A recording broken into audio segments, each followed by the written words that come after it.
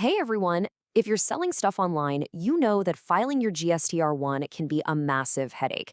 Well, not anymore.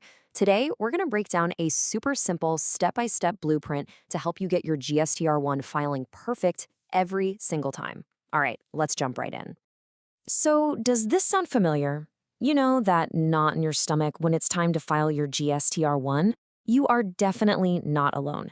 So many online sellers find the whole thing kind of confusing and just overwhelming, constantly worrying they might make one tiny mistake that has huge consequences. And look, those fears, they're totally valid. The thought of giving a notice from the department, getting slapped with a big penalty, or even worse, messing up your business buyer's input tax credit, that's some serious stuff, right? And that is exactly why we put this checklist together for you. Okay, first things first, we have to talk about the foundation of everything when it comes to your GSTR1. Getting your sales data spot on. Seriously, think of it like the first domino. If you get this one wrong, everything else comes crashing down. So yeah, let's nail this part. All right, so this is hands down the most important rule. Whatever total sale value your marketplace report, from Amazon, Flipkart, wherever, shows, that exact number has to be your taxable value in your GSTR1. And for this step, you literally ignore everything else, commissions, shipping fees, you name it.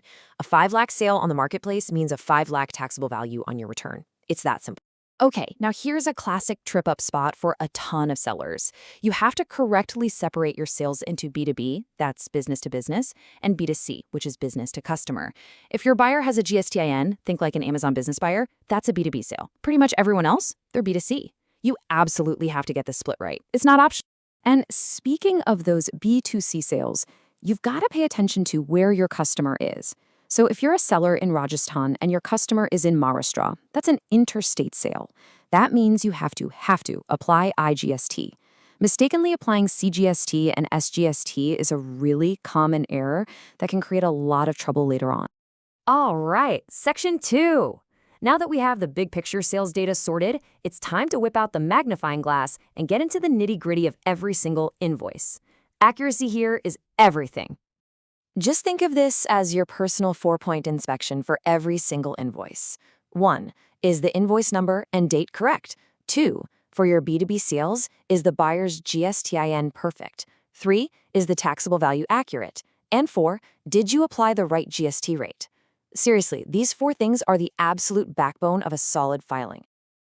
Applying the wrong GST rate is basically like setting a ticking time bomb.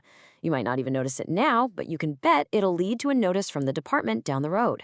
As you can see, different products have different rates. A garment under 1,000 rupees is 5%, but electronics are at 18%. This all comes down to knowing your product's HSN code and the right tax rate. Do your homework here. So what about returns? They happen all the time, right? Well, the good news is you don't have to pay tax on a sale that didn't stick. You just need to issue a credit note for it and show that in your GSTR1.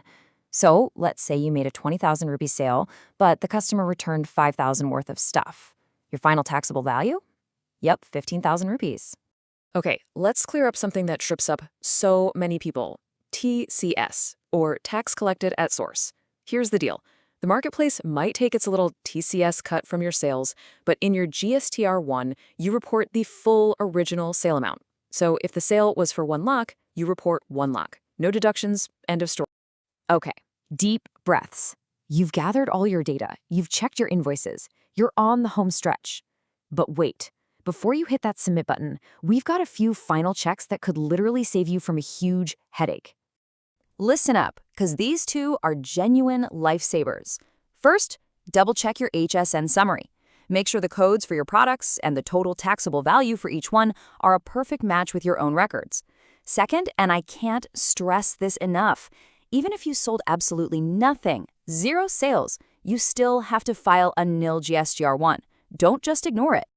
Before you even think about hitting that submit button, the portal gives you one last chance to review everything. Use it. Download that GSTR1 preview PDF. Just take a few minutes, go through every single number one last time. Think of it as your final proofread. It's your last chance to catch a silly mistake. So you might be thinking, wow, that's a lot of detail. Why are we being so picky about all this?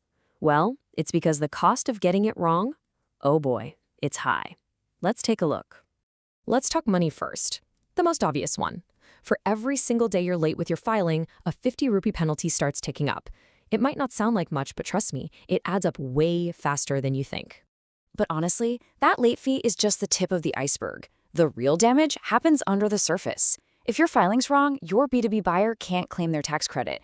And guess who they're going to be mad at? You. That's a huge blow to your business reputation.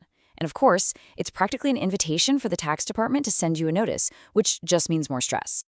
So let's just wrap this all up in a neat little bow. It really all boils down to this, and our source material says it perfectly.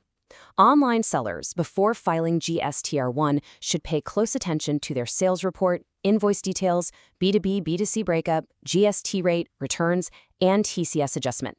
Otherwise, they could face notices and penalties in the future. Look, at the end of the day, following this blueprint isn't just about boring paperwork. It's about protecting your business, building trust with your customers, and really just giving yourself some peace of mind. So I've got one last question for you. With this checklist in your back pocket, are you feeling ready to absolutely nail your next GSTR-1 filing?